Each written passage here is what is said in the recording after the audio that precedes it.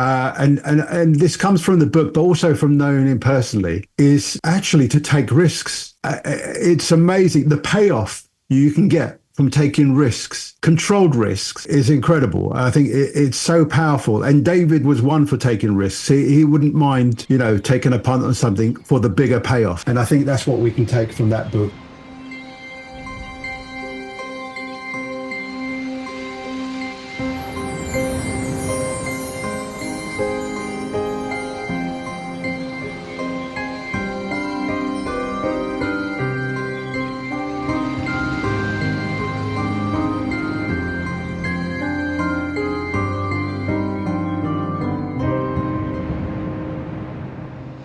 Hello and welcome to another episode of Desert Island Tricks. Today's guest is a lifetime member of the Magic Circle, and I actually knew him more so for his incredible leather craft creations. Now, if you are a gigging magician, you'll understand that sometimes we have very expensive props that do not look like they are expensive, but they are. And protecting them in some sort of way or presenting them in an elegant way is sort of vital to making gigging a lot easier. And if you go to his website, which is the Mind Hacker, you'll actually see some absolutely gorgeous handmade leather goods that house anything from, Pro Mystic goods, which we know are quite pricey, to the latest Post-it pads, without giving anything away, to wallets, to his own creations like Circle of Destiny.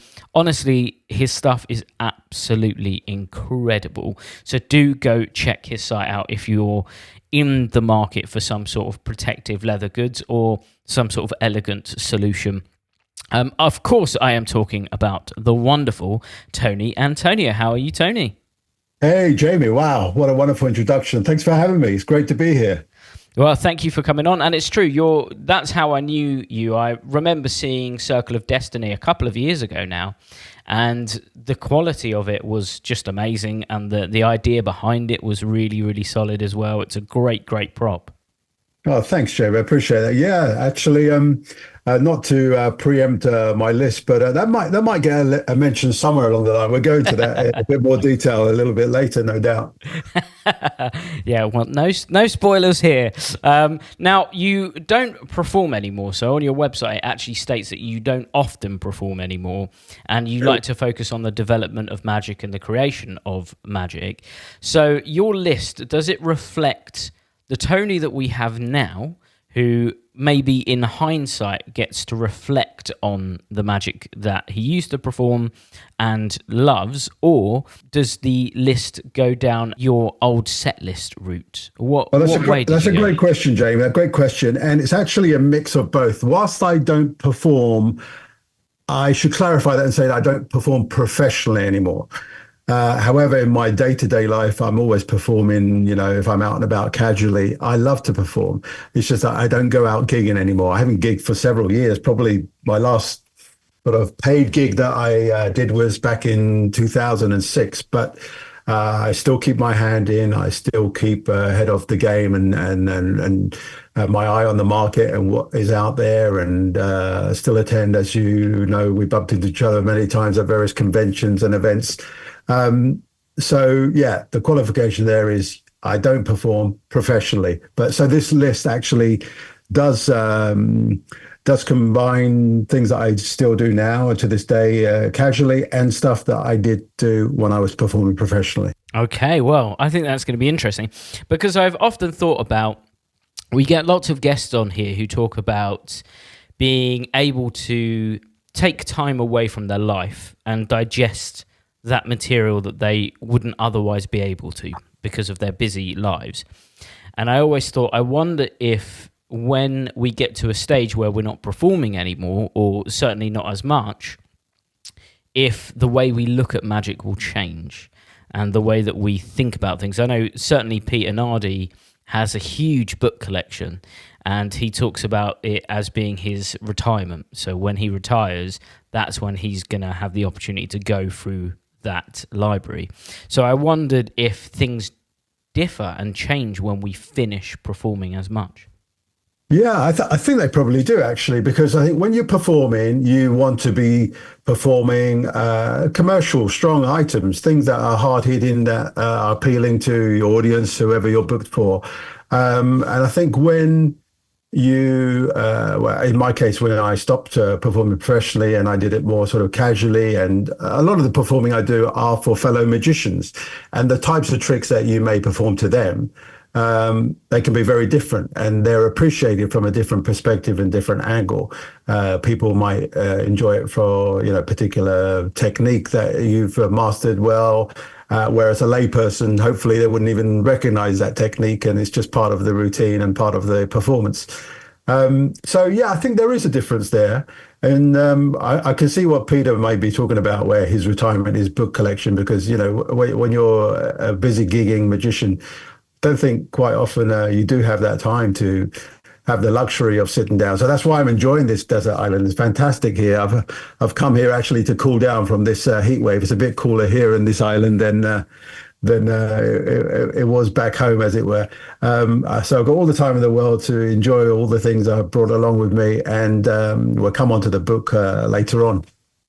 Okay, well, I think that's enough of a tease. So if this is your first time joining us, the idea is that we're about to maroon Tony on his very own magical island. When he's there, he's allowed to take 8 tricks, banish 1 item, take 1 book and 1 non-magic item that he uses for magic.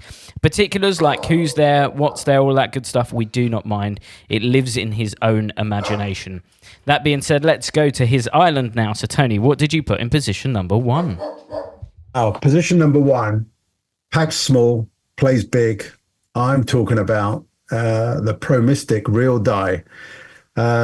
Incredible piece of kit. I think you mentioned it already in the intro there, but this is a wonderful item that you can carry around and perform miracles with it.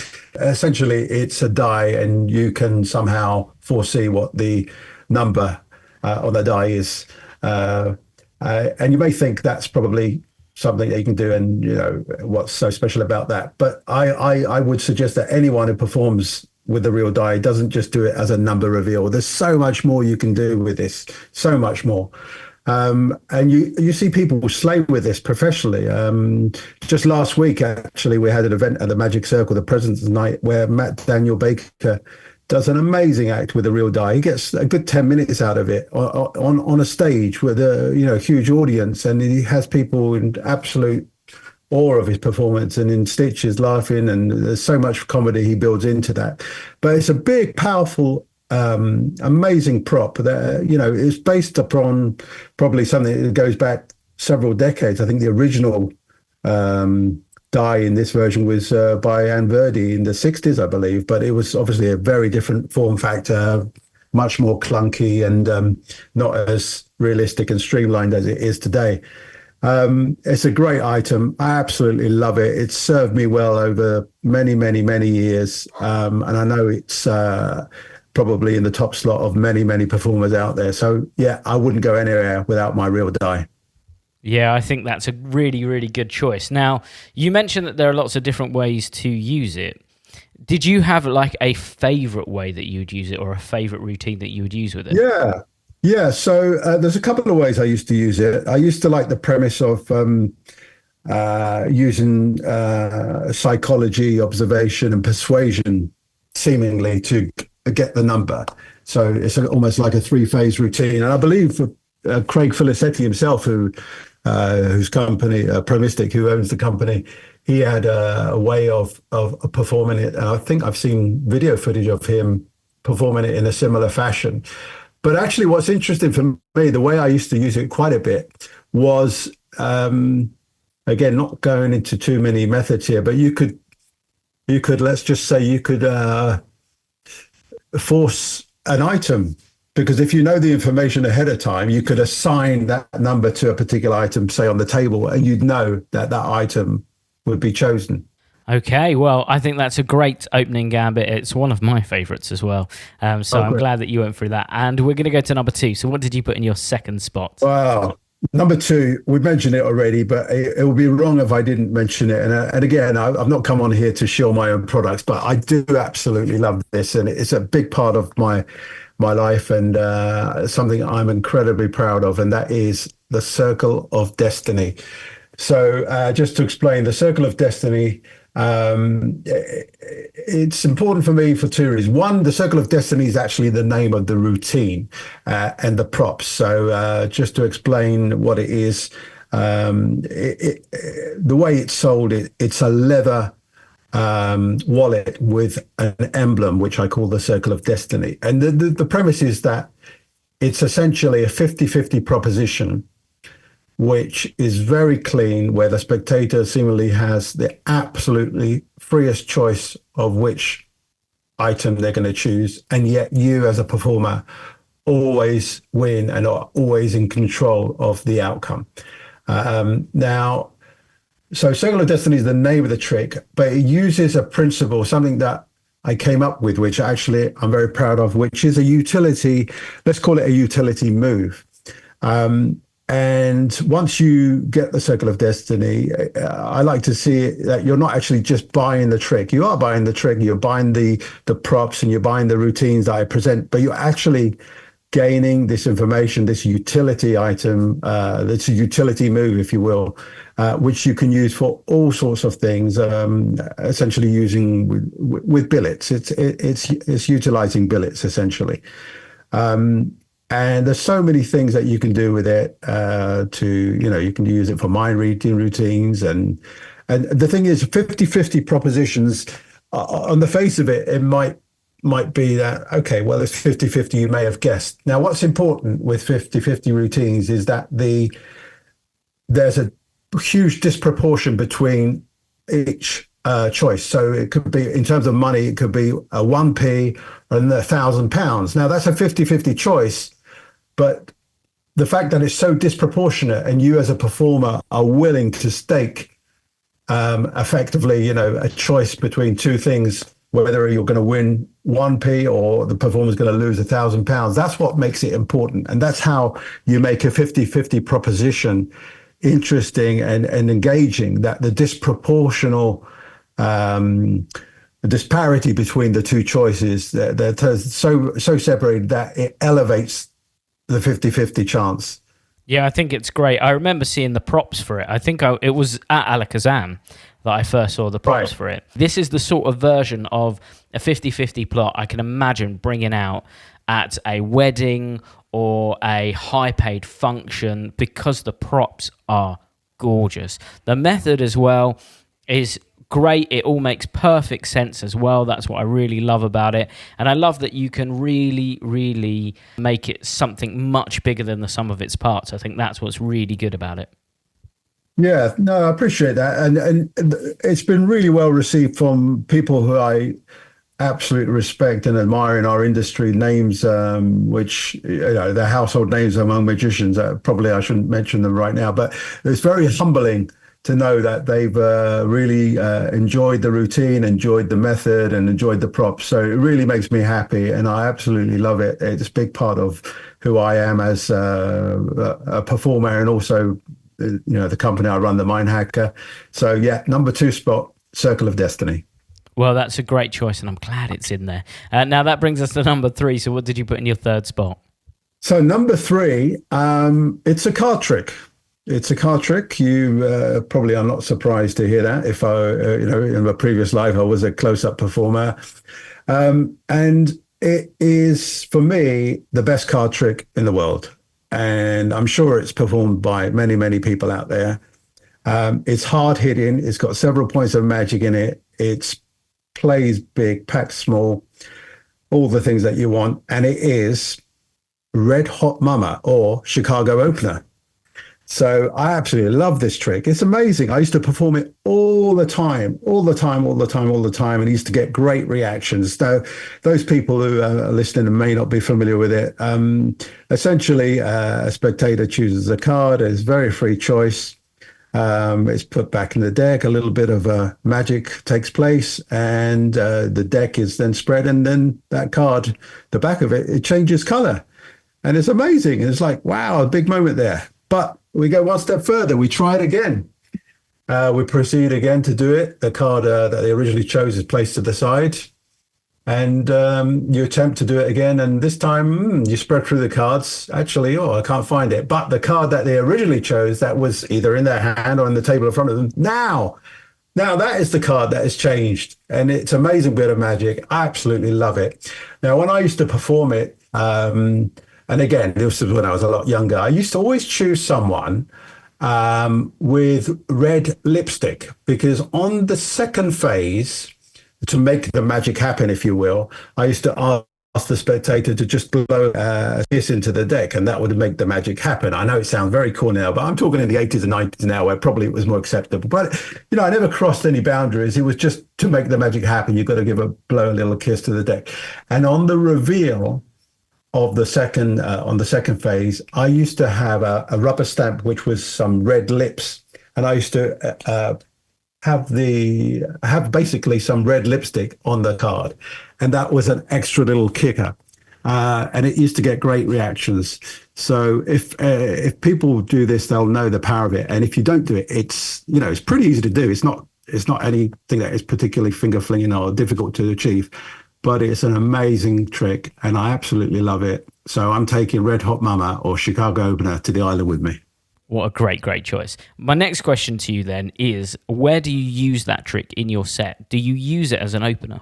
I think when I used to do it, it used to be pretty much a closer. It was hard hitting. There's a lot of magic happens. I think we underestimate as magicians. Perhaps we're so used to the concept, but something that is apparently in their hand that changes color is just absolutely gobsmacking to them. It's so powerful.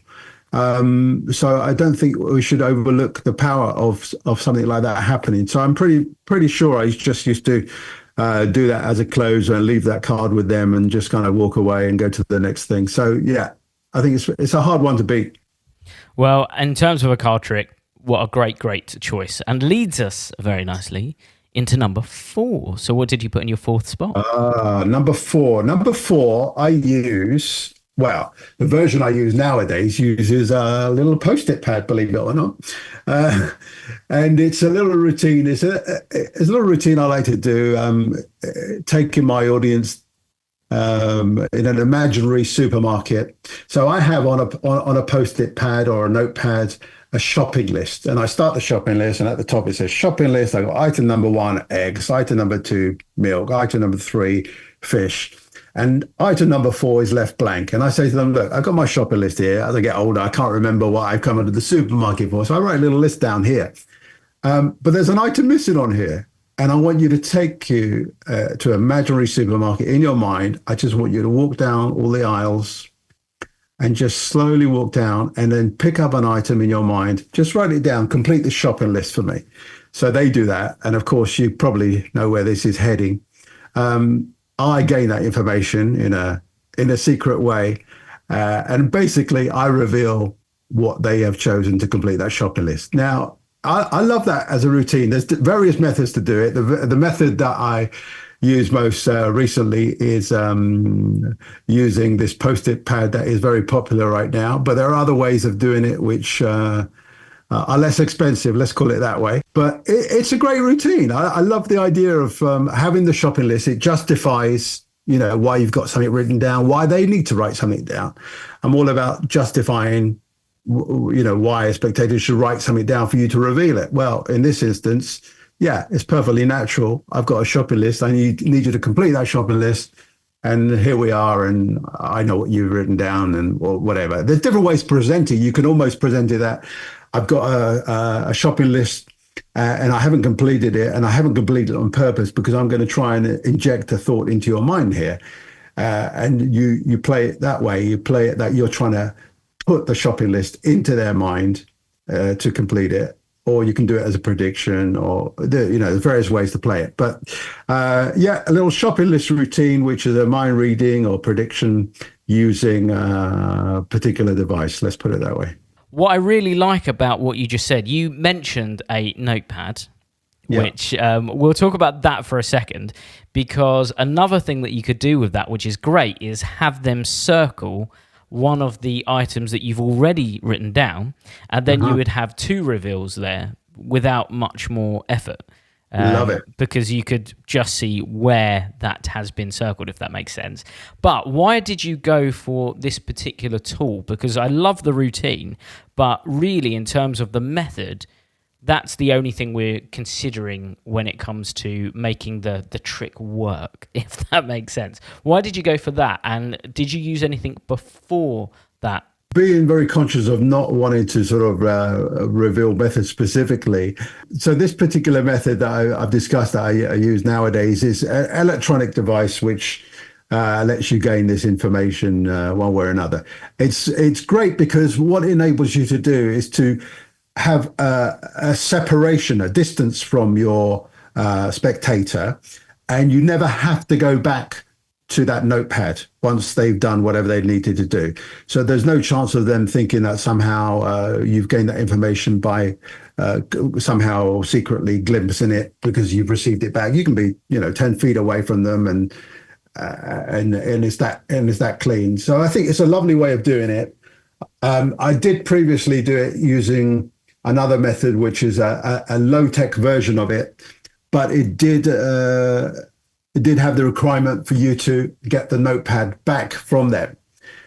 Still strong, but I think in the spectator's mind, if they're going to try and reconstruct, and as we all know, some spectators just want to enjoy the magic and enjoy the moment and buy into it and never give it a thought as to the method. But a lot of the times people do think back on how did they do that? Okay, what did he do that? Oh, he took it back, and maybe that's when they might not quite know how they did it, but in their mind, their justification is, okay, they received it back, so therefore they've somehow got that information, which actually, in this case, they'd probably be right.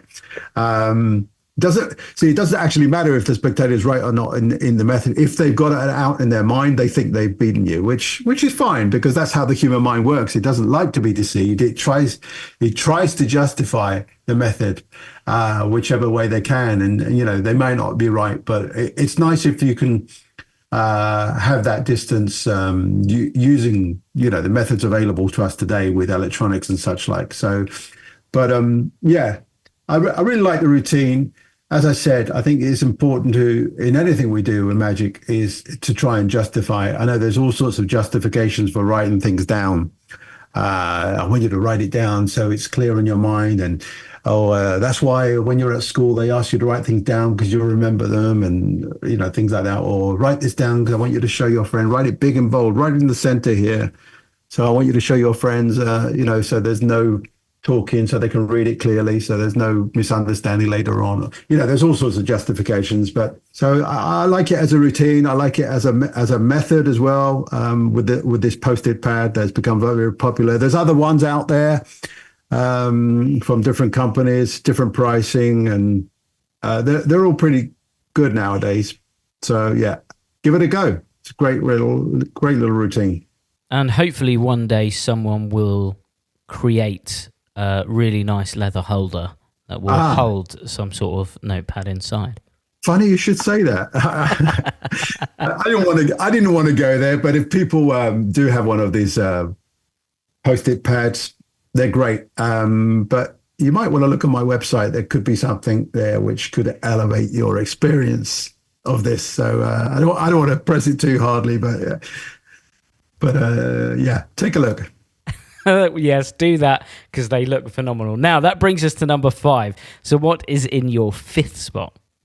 So in my 5th spot, Jamie, actually, it is an Alakazam product by our very own Peter Nardi.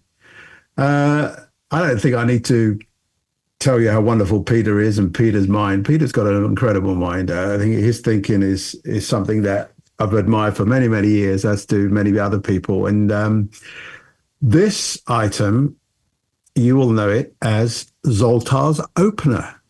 I love Zoltar's Opener. In fact, for me, I prefer it to the Invisible Deck. I really, really do. It's got an interesting hook to it. I love the premise of this mind reading, Zoltar, who can apparently read your mind, and and you don't even know how it's done as a performer. It's like, oh look, he gets it right all the time. I didn't even know how it's done. You can play it like that. It's a lot easier to perform than Invisible Deck. You don't have any how can I say this carefully? RNS. There you go. You don't have any RNS, if that makes sense. You can show all the cards one by one very freely, and it still has that kicker impact right at the end. And I just love the whole premise of it. And again, it's so easy to perform. The premise of the trick is really interesting, and it's hard hitting. So I absolutely love Zoltar's Opener. And for me, like I said, it's replaced my Invisible Deck.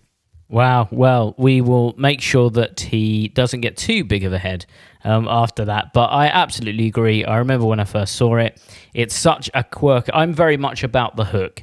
And like you just said, I think the hook is so clever. And one of my favorite routines many years ago was Cue the Magic. And I loved the whole them reading, and they are sort of performing the trick to themselves. And always hoped that there was a close-up version. And for me, I love the moment where, for those that haven't seen it, there is writing around the box, and the writing basically cues the audience to do the magic. So they're essentially doing the magic to themselves with the aid of the box. So I always loved that was like the close-up version of Cue the Magic. So yeah, I think it's an absolute great choice. And again, is this something, I know that you said you don't perform, but this is our second card trick. So obviously we've had Red Hot Mama, Chicago Opener, and now Zoltar's Opener. Is this something that you would use nearer the beginning of your set, or would you put this nearer the end as well? So when I was performing professionally, I don't think Zoltar's Opener was around. I don't know when it was introduced to the market. It's sort of been on my radar for the past maybe 5 years or so. And I think that's when I picked it up. And immediately I thought, yeah, well, I'm not going to do Invisible Deck anymore. I don't think I need to. I prefer this handling. I prefer... essentially, I prefer the whole premise, and so I'm going to pick this up and do that. So I don't think I ever performed it professionally, and I don't think when I did perform professionally, I don't think I ever did 2-card tricks in the same set anyway.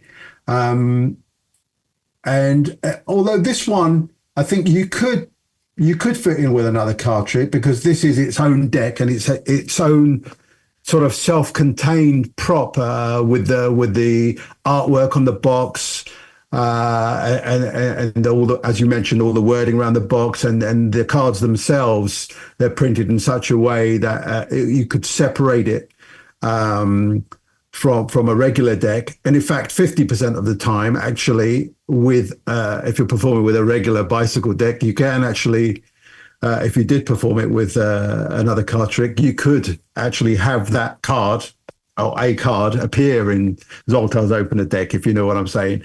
So it is quite interesting. So I think you could work it with another card trick and let it stand up, stand up to its own scrutiny, and not having to worry about mixing it in with another card trick per se.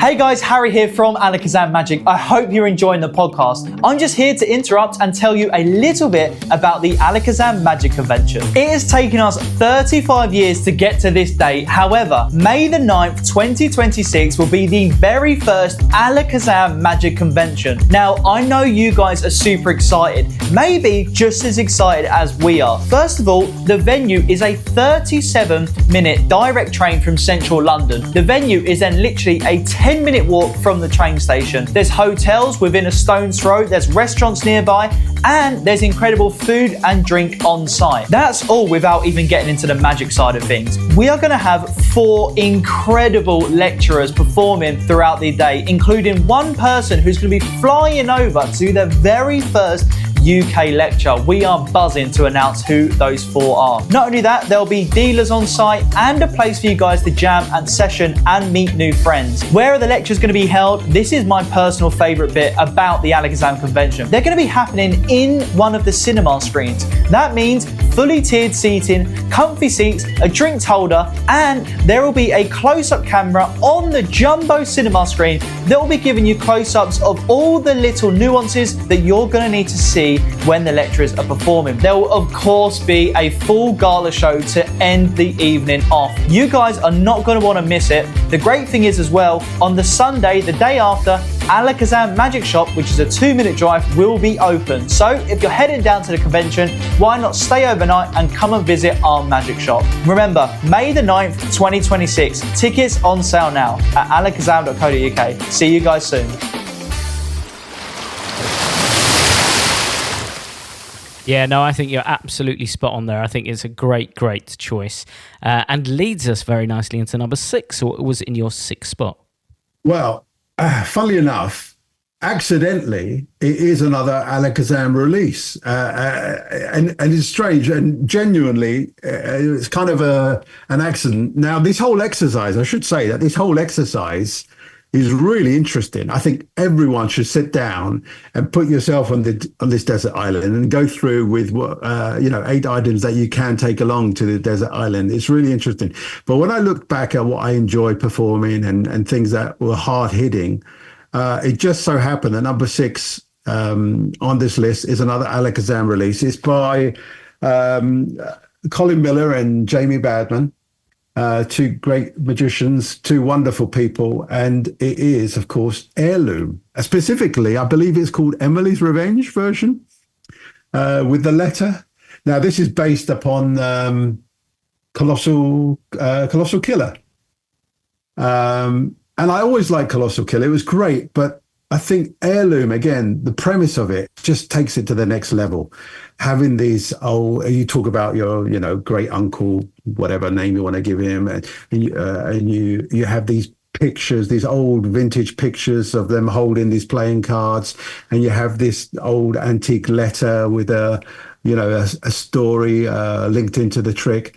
I mean, it's such a lovely premise, and it's based on, as we said, Colossal Killer, which is a great trick in itself, but it really takes this to the next level. I absolutely love it. I really enjoyed performing it. I don't perform it nowadays too much because I sort of moved on from performing it, but it's something I definitely used to do when I used to perform professionally. It was a great trick, and I absolutely love it. Everyone knows this is up my street anyway, so I love a bit of storytelling magic, and I think that every performer should have one trick in their set, which is a little bit longer, a little bit more engaging, just for those right times, because this is the kind of trick that, it's a right place, right time in some respects, because there's a little bit more talking if you're going to go down the story route, although you don't have to go down the story route if you don't want to. You can still play it a little bit more direct if you want. But I think from the Colossal Killer days, which I loved Colossal Killer growing up, I think it's so brilliant. And we've spoken to Kenton Nepper on this podcast about that in depth, about how he came up with it and the idea of the off by one. And now that's just a trope everywhere, the off by one joke. And it came from that trick. But the compactness of this as well, I think that's what makes... It takes Colossal Killer and it makes it a little bit more practical with the photos, because obviously you only have these tiny photos. So when you used to perform it, would you perform it with a story, with a narrative, or would you? Yeah, absolutely. I think it's so important. I think anyone who doesn't do it without the story, although it probably takes more time, but I think the story is so engaging and it's so believable. People genuinely used to believe this. And the props are beautiful, absolutely beautiful, and it's very believable. It doesn't sort of there's no sort of thinking that this perhaps are just props that you buy from a magic shop. People used to buy into the idea that you carry around this photo apparently of your great uncle, and this is the card. It's amazing. And I know there's been various wallets and holders to use it over the year. I know. Was it Tony Curtis produced a wallet specifically for this? And I think Peter had a way with £65 in his wallet to, put them in a certain place, if you know what I'm talking about. And And there used to be versions which leather wallets, which you had a couple and there were four-way outs and you take it out in a particular way. But yeah, wonderful, wonderful premise based upon a great principle by Kenton Neva, as you mentioned, and brought into the next level by Colin Miller and Jamie Badman. Yeah, it's a great choice. Now, out of your set so far, so just reflecting on your set very quickly, we started with Real Die, then Circle of Destiny, Red Hot Mama, Imaginary Shopping List, I've called it, but that's just the name that I've gone for, Zoltar's Opener, and Heirloom, Emily's Revenge. Now, from them, you've only got one non-mentalism item so far, which of course is Red Hot Mama Chicago Opener. Everything else so far is mentalism. So does that reflect the way that you would perform? Are you primarily a mentalist and a mental magician with a little bit of card magic sprinkled in? Yeah, I think you're absolutely right. I think as I've gotten older, I've certainly sort of pitched myself more as a mentalist than a magician. And I think that's something you can get away with as you get older. Funnily enough, I never felt that comfortable when I was younger. Bearing in mind, I started performing professionally early, late teens, the heyday was sort of early 20s, certainly into my 30s. And then there's a certain credibility that comes with age when you're doing mentalism. Something that I feel that perhaps what my younger self couldn't necessarily get away with. And the great thing is, as you get older, you need glasses, which helps you do some mind reading in many situations. I think is it Graham Jolly who used that line? I think he said something like, I forget what it is now, but in order to do mind reading nowadays, I need to put my glasses on. And I think I've heard Mark Paul mention that as well a couple of times. So it's so true, though. As we get older, we do need our glasses. But yeah, I would certainly say now I'm more of a mentalist than a magician, although I absolutely appreciate and still love magic. And it's interesting you picked up on that about the items on the list being more mental. I never really consciously realized that, but we're about to change all that because number 7 is probably going to throw us a little bit of a curveball. Oh, wow. There we go. I'm excited to see where this is going to go then. So we're on the tail end of your 8 with number 7. Let's go for it. So number 7, it is not a card trick, but it's a trick with cards. And let me just build this up a little bit. I think I first saw this in Davenport's somewhere in the 80s. And I can't actually remember. It may have been, I really don't remember. Maybe it was Pat Page. I don't know. But anyway, I saw it and it just blew my mind. And I'm talking about Roy Walton's Card Warp. So it's not a card trick, as I said, it's a trick with cards. And I just remember absolutely being blown away by this. And it's one of those things, when you learn the method, you actually fool yourself when you do it because it's so visual. It's just so amazing. And that little kicker at the end when when the card apparently is inside the other card and you tear it in half and you place the two halves of the card on the table, and topologically your brain can't work out how they were folded in that way and yet they're inside out. It's just an amazing piece of cardboard art from the mind of Roy Walton. And I just think it's a wonderful, wonderful, wonderful piece of magic. So you mentioned going to Davenport's. I think I'm so sorry to our USA listeners when I say this, but we talk about Davenport's a lot on this podcast because it does seem to be where so many magicians first saw things or first experienced things. And I remember, it was Card Warp, Coin Through Rubber, Crazy Dazzle, I think it was, with the foil backs, which was just Rainbow Cascade. Rainbow Cascade. Sorry, that's the one. Rainbow Cascade. Yeah, these seem to be the tricks that all of us saw, and absolutely the same as you. I remember seeing Card Warp in Davenport's for the first time. I'm not sure if they were one of the official distributors of it at the time, because I remember the paper, which was just like a sheet of A4 paper with the Davenport's logo on the top. But it is absolutely a phenomenal trick. And what I think is interesting, again, reflecting on your list, is you've gone for Red Hot Mama and Chicago Opener, which is a card trick, but it has sort of a strange element to it. And then you've gone for Card Warp, which is obviously not a card trick, but a trick with cards, which, again, is just a bit of weird. It's a bit of strange. It's this weird, abstract moment where, no one's quite sure what on earth is going on, quite frankly.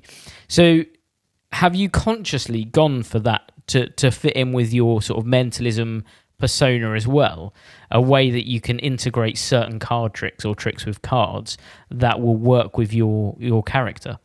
I don't think I've consciously done this. It's interesting to hear you deconstruct it, and you're probably right in what you're saying.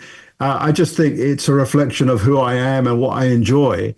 And there's a million card tricks out there. Some of them are better than others, but I think ultimately there has to be, for me, I guess, deconstructing all this, some visual element, something that, it's not just a case of it could have happened mathematically. Although there's some great card tricks out there which do incorporate that, but it's just not for me. So, yeah, it's interesting you picked that up. I feel that this is almost like a little bit of therapy here. This is great. Now, in terms of versions of Card Warp, have you done what you did with Red Hot Mama and you've just stuck with the original, or have you explored any other versions? I haven't. I'm very much like, if I like something, I stick with it. I'm very loyal in that respect. There may be better versions than the original out there, and I probably should have explored it. But I think it's something that it's been with you such a long time. It's very difficult to move on. If there probably are other versions out there that I should explore. But yeah, to answer your question, I've stuck with the original. I really have. Well, sometimes they're perfect the way they are, and I think Card Warp is very much that version of Card Warp where one card passes through the other and it starts turning over as it goes through. I just don't think there's going to be many tricks out there that are that direct and that clever. It's just so clever is the answer. Right, that leads us to number 8. So, everyone listening at home, do we think we're going to go mentalism? Do we think we're going to go card trick? Or do we think we're going to go another curveball like Card Warp? All right, so you've got 5 seconds before Tony gets into it to see where you think this is going to go. So, Tony, what did you put in number 8? Wow. So, number 8. Actually, before I go number 8, it's kind of a curveball because I'm going to throw in an honorable mention, if you don't mind, okay? So, before we reveal what's number 8, I'd like to mention Troy Hooser's Charming Chinese Challenge. Okay, so we're not dealing with cards here. We're not dealing with mentalism here. We're dealing with a piece of ribbon and some coins, and some Chinese coins at that. I think this is great. It's something that you can carry around with you. It really takes up no pocket space whatsoever, especially with the little leather case that I make for it. But that's a side note. We'll steer away from that for a moment. But there's so much magic that happens in such a short space of time, and I think it's just a beautiful routine. It's beautifully routined, and there's a couple of versions out there depending upon your level of ability. I know Josh J takes it really extreme with one of the phases where he apparently throws it in midair and this coin just appears on this ribbon. He does it fantastically, and his handling and the timing of it is just impeccable, and it's a pleasure to witness. You don't have to do that in that way. The moves are relatively simple. I don't think the routine doesn't take that long to master. And again, the impact it has on the spectators when performed well is just amazing. So that would be one of my honorable mentions. So I thought I had to stick that one in there. Well, I think that's that's really teased us for your 8th one now, because no one knows where it's going to go after that. But I agree, Charming Chinese Challenge is phenomenal. And again, earlier on I mentioned, Card Warp and Red Hot Mama being a little bit strange. If I put you with a coin trick, Charming Chinese Challenge doesn't follow the conventional coin trick premises, right? This is the idea of this ribbon and these coins melting off one by one.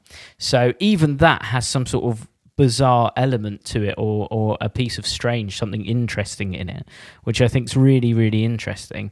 But it does lead us to the number 8, which I feel like we've built up now after that. So that was a great choice. And what is number 8? So number 8, put a drum roll. Actually, it kind of uses two things, but one main thing. And it is the John Kennedy card box. John Kennedy card box. So just to fill in what it is for those who may not know, it's a beautiful little wooden box. And it has a lid on it. And the contents of the box is a chosen signed card that has been in full sight the whole time that you've been performing. In fact, before you even started the trick, you may put this box down in the middle of a table on top of a glass elevated so anyone can see it, wrapped with an elastic band so no one can touch it. And you do whatever routine you want to do. And ultimately, inside that box is the chosen signed card. And it is killer. It is phenomenal, both in terms of the actual premise of having the folded signed card in that box, and the method itself is so cheeky and beautifully made. And I mentioned it, I kind of have another thing along with this. And I quite often used to do it with Colin Rose's card index. It was like a wooden boat, if you know what I mean, that used to sit in your pocket, and you could at any moment produce a card that was named by steering them in a certain direction. It was great. It was really easy to use, and I really loved it. And I used it a lot with the John Kennedy card box. Okay, wow. So, I mean, that is sort of a card trick, but you've gone down the mentalism flavor there if you wanted to, because you mentioned using it with an index. So how would you present it? Would you go down the mentalism route, or would you do a card routine maybe and then it appears in the box? Yeah, so I think the way I used to perform it professionally was a very, very simple, not a long 36-phase ambitious card routine. It was like 2-phase card routine, ambitious card routine, and ultimately the signed card would appear in the box that had been sitting on the table. I think I used to perform it. I used to approach a table, for example, introduce myself. I said, look, before we even start, look, I want someone to look after this, or maybe we'll put it in the middle of the table here. Look, I just want you to know that's there, blah, blah, blah. Do a couple of phase ambitious card, and ultimately the chosen signed card would be there. That was one way of performing it. And then the second way would be the mentalism way. As I mentioned, using the index, you essentially get that card, whatever they thought of, inside that box, apparently. So there's two ways of performing it. Or I'm sure there's many more ways, but that was the two ways I used to perform it. One using magic, and the other one using mentalism. Well, that's a great way to round out your list. So we had Real Die, Circle of Destiny, Red Hot Mama Chicago Opener, Imaginary Shopping List using that special pad, Zoltar's Opener, Heirloom, Emily's Revenge, Card Warp, the John Kennedy card box mixed with the Colin Rose card index. Now, we've given you 8 tricks, Tony, but for your last 3 items, you're only allowed 1 each of them. So these are your little curveball items. So I want you to imagine that you're going to dig a big sandy hole and you're going to throw something inside from our industry and then cover it up to never be seen again. What are you going to banish in your island? Wow. I mean, this was probably the most difficult thing, to be honest with you. And I'm not sure your previous guests if they mentioned how difficult this is, because I love this industry. I love it so much. But once in a while, there's something that crops up that you think, oh my God, that is so cringe. We just need to get rid of it. Now, what I'm going to put into this hole and banish, this is no reflection on the actual original creator, because I've seen different ways of performing this, and I'll explain. I'll justify what I'm about to say by a little build-up. The trick itself is great. The premise is great. It is hard-hitting. It is just that sometimes people perform this in such a cringe way that we have to banish this. And I don't know if anyone is ahead of the game here. And don't get me wrong, I actually like the trick, but certain performances of it, and I'm talking about French kiss. Like I said, I think the trick itself is great. And, there are different ways of performing it. You can have people, just put their hands up side by side. You can, especially since COVID times. I mean, just the thought of doing this trick post-COVID just sends chills down my spine, just to think that people do perhaps perform it in this way. And you just see some performances.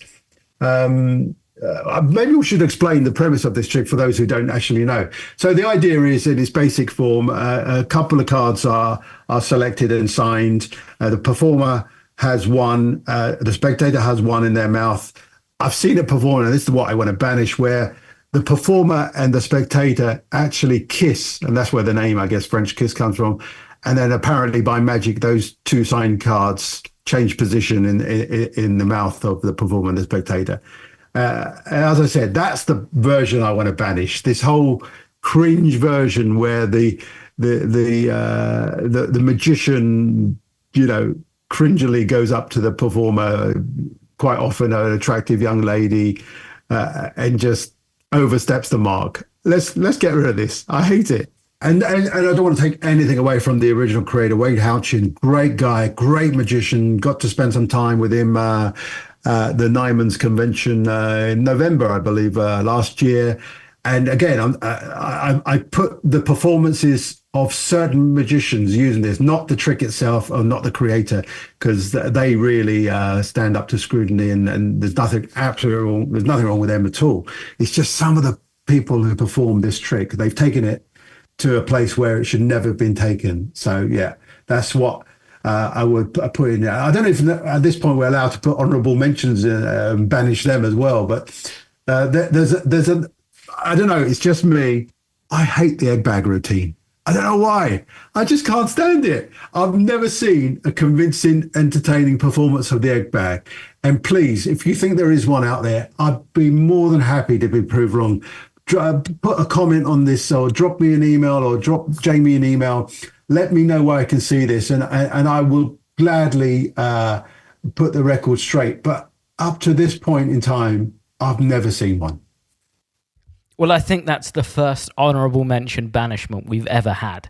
So that's great. That's exciting. That's a podcast first. Well, we have taken all of the cringe performances of French Kiss, and we have buried them on your island. So French Kiss itself still exists in the world.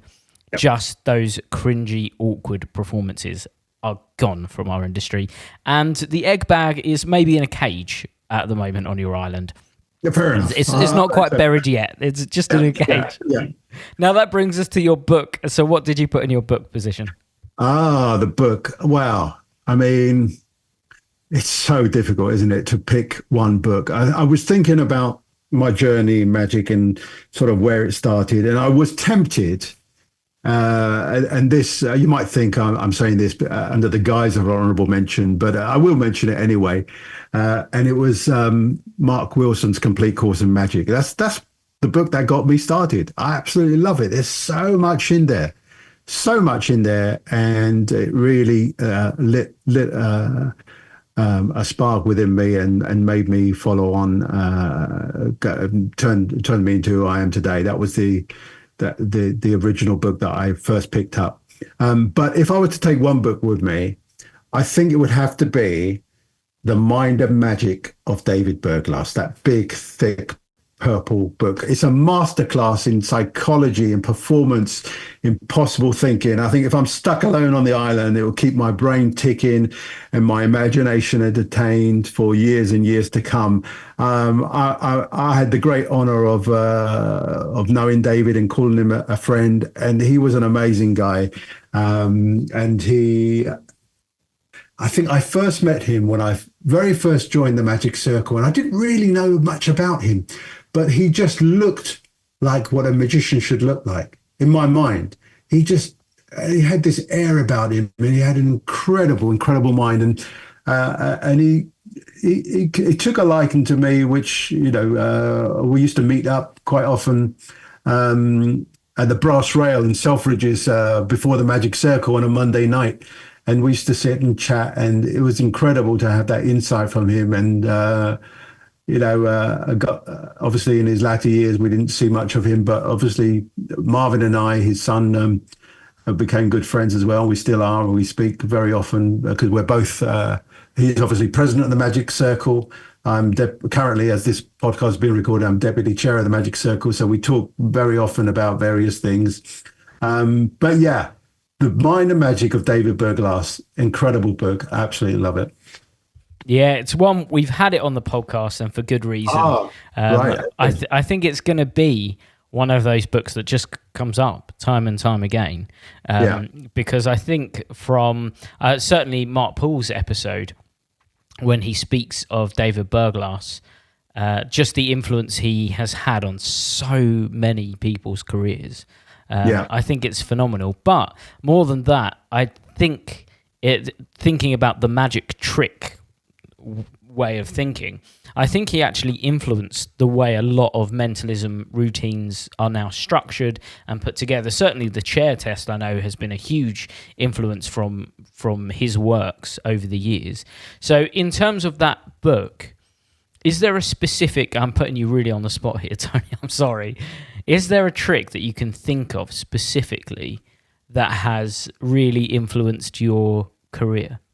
I don't think there's any specific trick, but I think what you can take overall, and this comes from the book, but also from knowing him personally, is actually to take risks.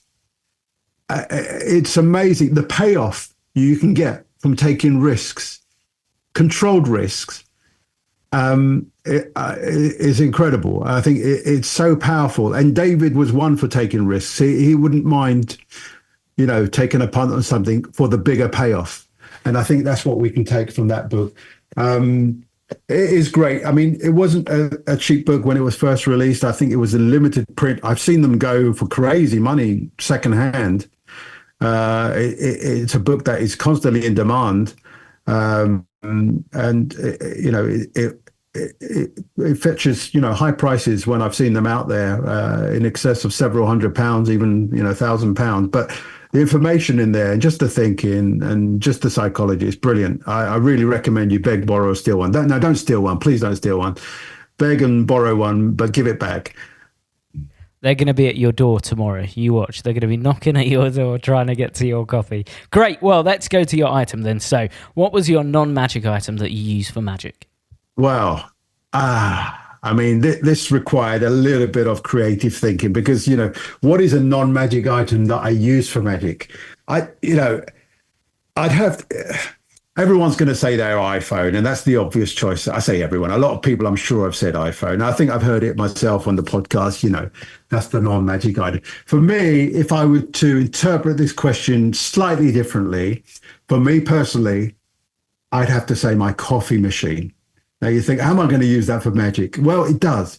Honestly, I need my coffee machine. I need my coffee in the morning because that gets my brain working and that enables me to create and to, make my leather goods that are used for magic and create effects and create routines and just magical thinking. So without my coffee machine, I'm nobody. I need my coffee in the morning. I'm addicted to it. I'm here. This is my confession to everyone listening. I am an addict. Yes, Tony Antonio, the Mind Hacker. I am an addict, but it's a coffee addict, a caffeine addict.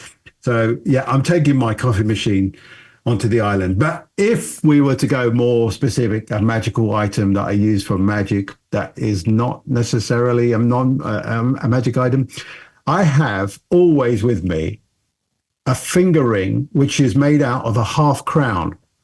And it's a half crown from 1968, the year I was born. That's how old I am, ladies and gentlemen. And I just love fiddling with it. I am a fiddler by nature. I just always have something in my hands. My hands need something to do.